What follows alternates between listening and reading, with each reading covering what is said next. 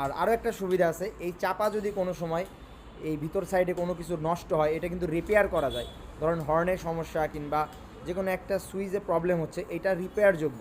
আর এটা বাইকে যেটা আছে এটা কিন্তু রিপেয়ার করা যায় না। তো এর আগে আমরা অনেক কয়টা বাইকেই করছি। তো আমরা এটা ইনস্টল করব, ইনস্টল করে তারপরে আপনাদের দেখাবো যে এটা কীভাবে কাজ করে। তো সাথে থাকবেন, আমরা কিভাবে কাজটা করতেছি আমরা দেখানোর চেষ্টা করব। আর আমাদের ভিডিওগুলো ভালো লাগলে অবশ্যই শেয়ার করবেন। আর অনেক সময় ভুল ত্রুটি হয়ে যায়, আমরাও মানুষ, তো যদি কোনো ভুল ত্রুটি হয় ক্ষমার দৃষ্টিতে দেখবেন। আর চেষ্টা করবেন সলিউশন দেওয়ার। আর আমরাও চেষ্টা করি আপনাদের সাথে আমরা যে কাজগুলো করি এগুলো শেয়ার করার। তো আমরা দেখাবো আমরা কীভাবে কাজটা করি। তো ফাইনালি আমরা এখানে সেটিংটা করছি। তো সেটিংয়ের এখানে আমরা করছি কি যে বডি কন্ট্রোলারটা ছিল, দাদা এই বডি কন্ট্রোলারের লাইনটা কীভাবে কী করলেন একটু সিম্পলি আমাদের একটু বোঝালে ভালো হতো। তো বডি কন্ট্রোলারের যে লাইনটা ছিল, তো চাপাই থেকে বডি কন্ট্রোলারের লাইন ছিল ওটা।